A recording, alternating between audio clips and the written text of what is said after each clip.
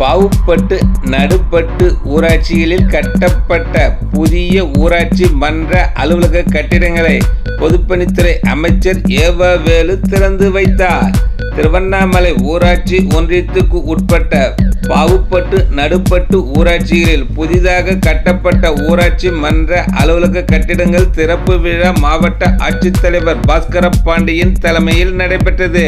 ஒன்றிய சேர்மன் கலைவாணி கலைமணி, துணை சேர்மன் ரமணன் ஆகியோர் முன்னிலை வகித்தனர்.